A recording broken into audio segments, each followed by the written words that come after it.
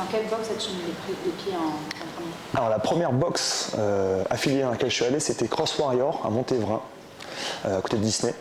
Donc il faut savoir qu'à l'époque, je faisais 45 minutes de route pour y aller. Donc j'y allais qu'une fois par semaine et ça me prenait toute la matinée pour faire tout ce que je pouvais.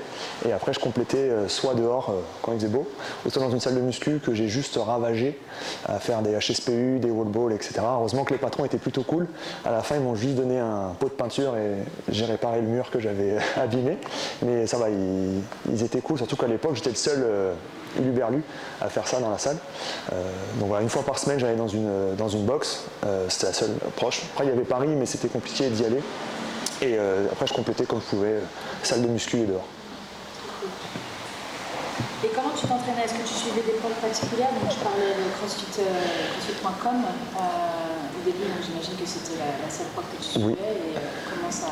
Au début c'était assez chaotique, donc je suivais les WOD de crossfit.com. À côté, je faisais de la musculation. J'avais bien compris qu'il y avait certains retards par rapport à ce que demandait le crossfit, donc beaucoup d'épaules, beaucoup de jambes. Donc en gros, je faisais des jambes à la salle de muscu, des épaules à la salle de muscu, et après je complétais avec les WOD de crossfit.com. Clairement, c'était un petit peu aléatoire, ça partait dans tous les sens, c'était pas forcément réfléchi. Et ensuite, quand j'ai commencé à aller à la boxe de CrossFit Warrior, il y a un coach qui a commencé à nous expliquer certaines choses. On s'entraînait un petit peu plus sur la méthodologie actuelle, l'haltéro, de la force, ensuite le metcon et après peut-être du renforcement, truc assez classique quoi. Donc ensuite après CrossFit.com, est-ce que tu as décidé de suivre, j'imagine, d'autres programmations parce qu'évidemment quand tu fais un peu c'est trop. Ensuite, après, il y a eu une salle qui a ouvert CrossFitList, donc c'est beaucoup plus proche de chez moi, donc ça c'était cool. Et j'ai fait comme tout le monde les WOD de la boxe pendant quelques temps, avec toujours après un petit peu d'open gym, parce que dès le début je sentais qu'il y avait un peu plus à faire.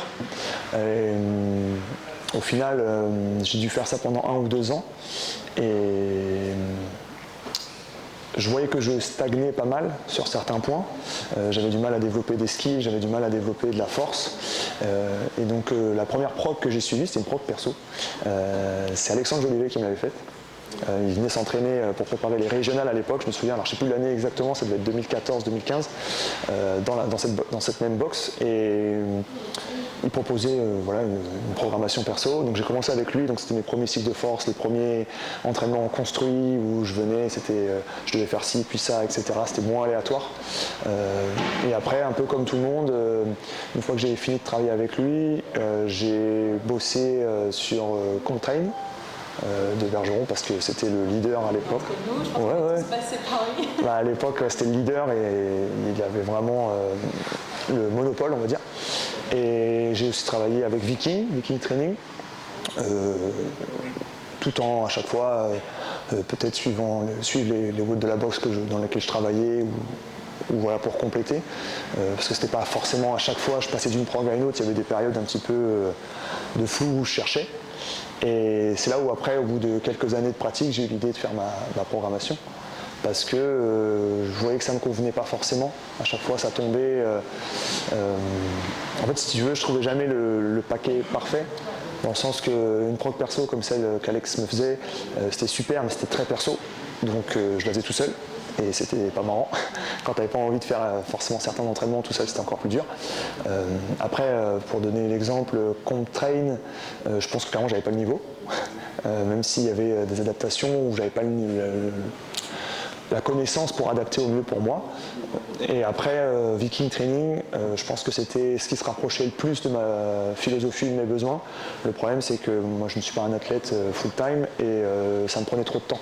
Donc je ne sais plus trop comment ça marche aujourd'hui, mais à l'époque, il n'y avait qu'une programmation. Et c'était pour vraiment performer. Et ça pouvait prendre jusqu'à 3 heures les séances et je n'avais pas 3 heures à mettre. Donc à chaque fois, je devais faire des concessions, retirer ci, retirer ça. Et ça me gênait un petit peu. J'avais l'impression de ne pas tout faire et ça me dérangeait.